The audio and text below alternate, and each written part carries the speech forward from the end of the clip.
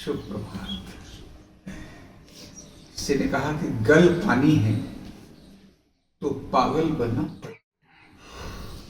गल पानी है मतलब आप कुछ चाहते हो, कुछ प्राप्त करना चाहते हो, आप सोचते हो कि मुझे कुछ करके दिखाना है, तो उसके लिए पागल बनना पड़ता है। क्यों? समझदार को सिर्फ उतना मिलता है जितना उसकी समझ में आता है। कोई कहता मैं बड़ा समझदार हूं, तो उसको उतना ही मिलेगा जितना उसकी समझ में आता है। लेकिन पागल को वो सब कुछ मिल सकता है जिसकी समझदार लोग भी कल्पना नहीं कर सकते। क्यों? पागल एक अपनी जो बात, जो गल मिली, जिसको जो गल उसकी समझ में आई, उसके लिए वो लग जाता है। फिर वो ये नहीं देखता क्या दिन है, क्या रात है, क्या सुबह है, क्या शाम है, लोग क्या कहेंगे, ये कुछ नहीं देखता और वो अपने उसी काम के अंदर लगा रहता है। वो उसकी इच्छा ही खत्म हो जाती है, मुझे कुछ और करना है, जिस काम में लगा है उसी में लगा रहता है।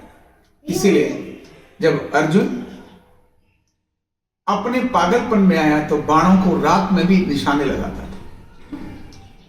उसी समय पर उनके समकक्ष में जो दूसरे लोग भी थे वो भी काम करते थे, लेकिन अर्जुन की धनुधरी अलग ही थी। वो पागल की तरह से लग गया। बाकी सबको बहुत कुछ नजर आता था, उसको चिड़िया की आंखें नजर आती थी। क्या नजर आ रहा है तुझे? गुरु ने पूछा। चिड़िया की आंख नजर आ रही है। यानी गुरु के वाक्य को ब्रह्म वाक्य उसने मान लिया।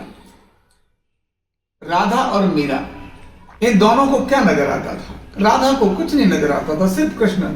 यानी प्रेम के अंदर कितनी पागलपन, कितनी दीवानी। मीरा कितनी पागल और दीवानी। राजपाट को छोड़कर आगे सब कुछ खत्म कर दिया उसने। नहीं चाहिए, राजपाट है घर में, उन्होंने कहा नहीं ये सब नहीं होगा। बोले नहीं, मुझे यही करना है। और वो सिर्फ उसी में डूब गई, उसी के पागलपन में हो गई। और वही मीरा उसके सामने लोग सारी जिंदगी लगा देते हैं भगवान कृष्ण की आराधना करने के लिए, हे भगवान मिल जाओ। लेकिन मीरा ने अपना पागलपन लगाया। उस पागलपन के कारण मीरा को कृष्ण खुद होकर उसके पास आए और कृष्ण उसके लिए रोए कि मैंने तुझे इतना कष्ट में, इतने कष्ट तक मैंने, मेरे कार्य से तूने इतने कष्ट सहे, और इसके लिए स्वयं जिसके लिए भगवान की प्रार्थना करते हैं भगवान खुद होकर आता है और उसके लिए रोता है। चाहे शिवाजी हो, चाहे महाराणा प्रताप हो, चाहे गुरु गोविंद सिंह हो, चाहे आरुणी हो, दयानंद हो, चाहे विवेकानंद हो, इन्होंने अपने गुरु की आज्ञा के लिए अपने को लगा दिया। महर्षि दयानंद ने गुरु की इच्छा के लिए अपने को लगा दिया। गुरु ने कहा नहीं मुझे धर्म प्रचार करना है, और उसी में लग गए। बस ग्रंथों का, अपने जो वेदों का प्रचार करना है, यही मुझे काम करना है। और उसके लिए वो लग गए, एकदम पागलपन की तरह लग गए। क्या दिन, क्या रात, क्या सुबह, क्या शाम, कहां पर इधर या उधर लग गए। और वही विवेकानंद और वही दयानंद आज दुनिया के लिए एक आदर्श है। समझ से परे की चीजें हैं। ऐसे एक नहीं, अनेक लोग जो इस युग में भी हुए हैं। हम आज भी अगर देखें, नीम करोड़ी बाबा, लोग कहते थे कैसा पागल सा है, लेकिन वो अपनी भक्ति में बहुत डूबे हुए हैं। परवाना जी महाराज जिनको देखते हैं अपनी भक्ति में एकदम डूबे हुए हैं, बड़े से बड़े लोग उनको आके प्रणाम कर रहे हैं। आज दुनिया का बड़े से बड़ा व्यक्ति नीम करोड़ी बाबा के आश्रम में आता है, और वो कौन थे? वो पागल ही तो हो गए थे, अपनी गल में पागल हो गए थे। अपने जो एक ललक लग गई थी, यो मुझे करना था, उसमें जो लग गए थे, उसके पागल होने के कारण से, यानी उनके जीवन में शंकाएं खत्म हो गई थी।